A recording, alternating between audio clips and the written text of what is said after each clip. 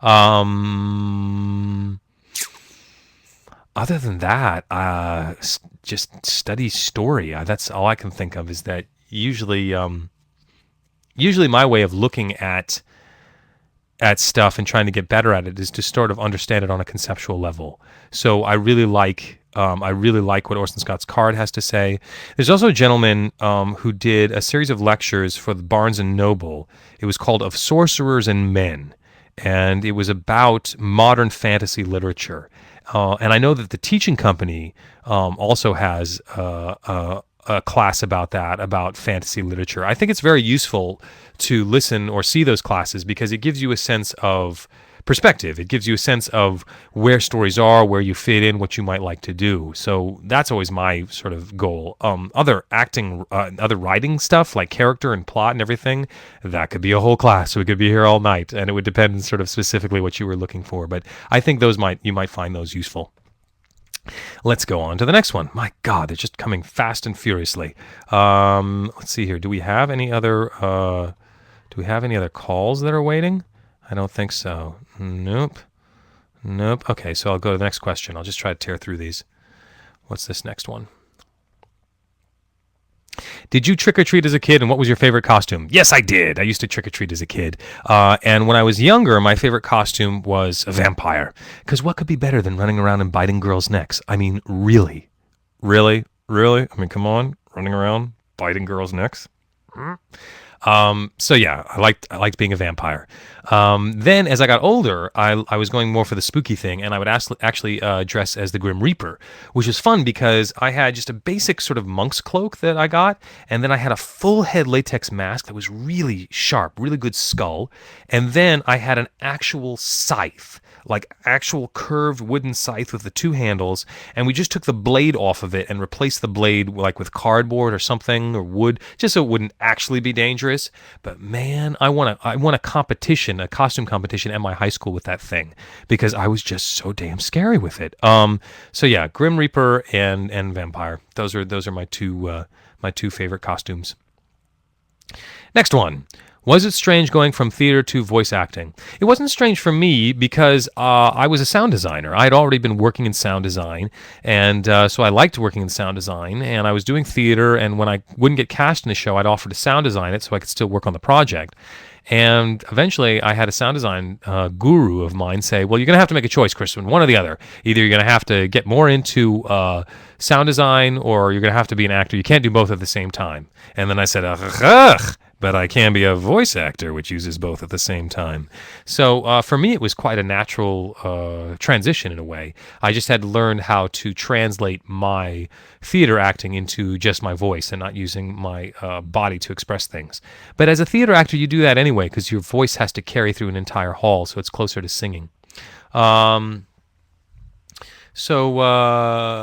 me just answer that. So yeah, hopefully that answers your question. Moving on. How hard fun was it to talk really fast like Straight Cougar? It was a lot of fun, actually. Usually when we do our loops, we have the loop, and it's maybe like a couple of lines in the loop that you have to say at once, so maybe you only have to do a sentence or two before you'd go on to the next line. Straight Cougar's lines in Scride were full, like, half-page paragraphs. I mean, I would have an entire page of his stuff, and it was going so fast you couldn't stop in the middle. So literally, I just beep, beep, beep, start at the top of it, just run through the entire page, see if we can make it match. If it didn't work, back to the beginning, do it again. Back to the beginning, do it again. So it was like I kept running these sort of 100-yard dashes with him. But it was a lot of fun, and when it worked so well. So that was really cool. I really liked Straight Cougar. Moving right along, footloose and fancy free. This one's been sitting for 20 minutes. Let's see if I can answer it. Do you like hearing yourself in anime, or do you dislike hearing your own voice? At first, it was odd the first time I heard my voice coming out of a character, mostly because the first big character I did was Zelgadis, and someone else had voiced him before, so to hear my voice coming out at first seemed a little odd, but then I really got used to it. And so now it doesn't bother me. I don't mind listening to myself. What bothers me is when I listen to myself and I think I could have acted it better. That's frustrating. And especially sometimes in the older shows, I'll hear them and I go, oh, I think I could have done that better. Oh, can I try that again? But that's how I get better, as I go back and I listen to myself and see where things are going. So now, no, I don't mind listening to my own voice at all. I think if you don't like listening to your own voice as a voice actor, you're sort of in trouble because you spend all the time, with a headphone in your ear listening to your own voice. So there you go. Next one.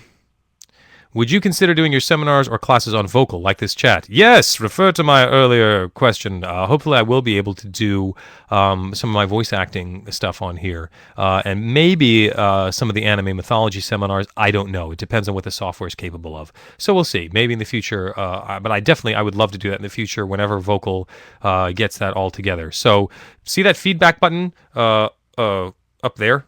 Over there? There's a feedback button way over in the corner. Click on that. Tell them we want Crispin's classes, because they have to implement a couple new things to make it happen. So tell them you're excited about Crispin's classes, and hopefully they'll make that happen even sooner. Moving on to the next one. Have you seen The Secret of Kells? Oh, no, I haven't. I've seen the trailer for it, but I really want to see The Secret of Kells. So I can't talk about the story because I haven't seen it. But as soon as I get my hands on it, I will watch it and I will talk about The Secret of Kells, I'm sure, because it looks like a gorgeous, gorgeous film. I really want to see that movie. Let's try this one. Have you ever ADR directed? Why, yes, I have. If yes, do you have any advice? If no, would you? Yes, I've ADR directed on Space Travelers, Strawberry Eggs, and Scrapped Princess. All of those I've directed and adapted the scripts for and played characters in, which is crazy. So any advice?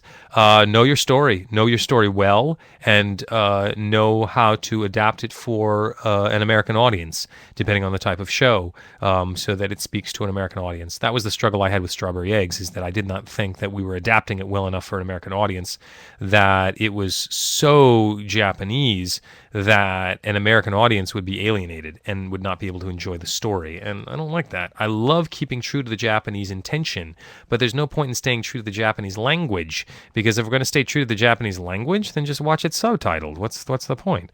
So I would rather it work. And I think dubs like Cowboy Bebop and Wolf's Rain are really good at that sort of thing. Moving on. Hi. Let's see if there's another call, because I've got a lot of typed questions. Here's another call. Let's try this one. Amy Poole. Hi. Yep, I can. Hello, Amy. Can you hear me?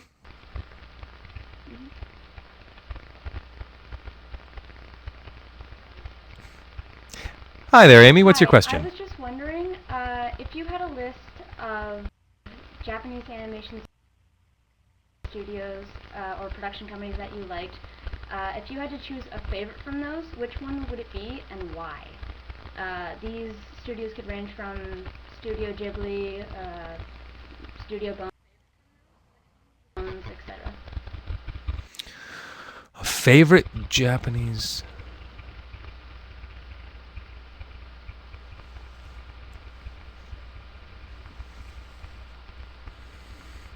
I'm of course a huge fan of Studio Ghibli. I love their work. I would say that I don't necessarily lean to studios so much.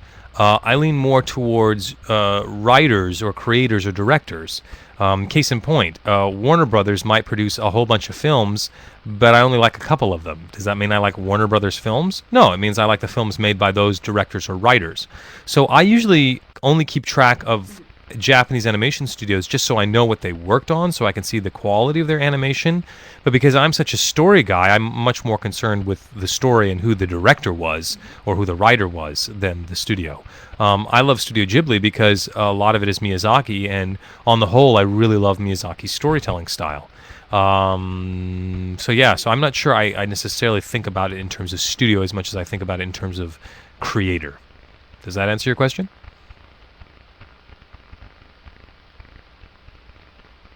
Yes, thanks. I'm a big fan of your work, and thanks for answering my question.